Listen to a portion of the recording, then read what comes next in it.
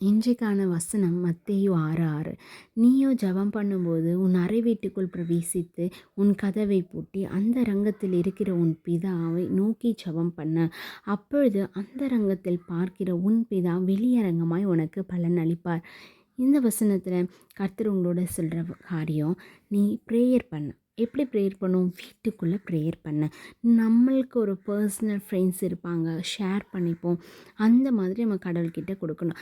எவ்வளோ தான் ஜெபம் பண்ணாலும் நம்மளுக்கு ஆன்சர் வரல, ஆனால் இந்த மெத்தடை நீங்கள் ஃபாலோ பண்ணுங்கள். யார் மூலியமாகவும் நம்ம ஜெபங்கள் ஏறெடுக்கப்படாது. நீங்களும் காடும் மட்டும்தான். நம்ம எப்படி ஒரு ஃப்ரெண்டுக்கிட்ட எல்லாத்தையுமே சொல்லுவோம், அதே போல் ஃப்ரெண்டுக்கான இடத்த தேவனுக்காக கொடுங்க. நீங்கள் அந்த இடத்த ஃபில்ஃபில் பண்ணும்போது ஏசப்பா நம்மளோட ஃபீலிங்ஸை புரிஞ்சுப்பார்ல, நம்மளுக்கு கண்ணீரை துடைக்கிறவராக இருக்கிறார். எந்த ஃப்ரெண்ட்ஸ்கிட்டையும் போய் நம்ம ஷேர் பண்ணும் போதும் அவங்க சஜஷன் தான் சொல்லுவாங்க, ஆனால் நம்மளோட பாரத்தை அவங்களால என்ன பண்ண முடியாது, நீக்கவே முடியாது.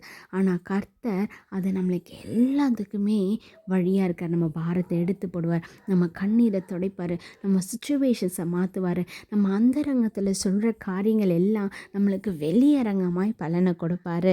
ஆமாப்பா, நீனும் ஜெபிக்கிறவளாயிரு, ஜெயிக்கிறவளாயிரு. நீ எப்படி நம்ம ஜெயிக்க முடியும்? நம்மளோட வெரி வெப்பன் என்ன தெரியுமா? ஜெபம் மட்டும்தான். அந்த ஜெபம் நம்மளோட அந்தகாரத்தில் இருக்கணும்.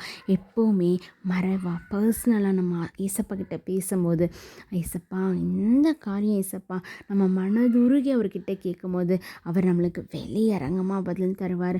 நம்ம கண்ணீர் எல்லாத்தையும் கர்த்தர் சமூகத்தில் வச்சுட்டு மறு வேலையை பார்க்கலாம்.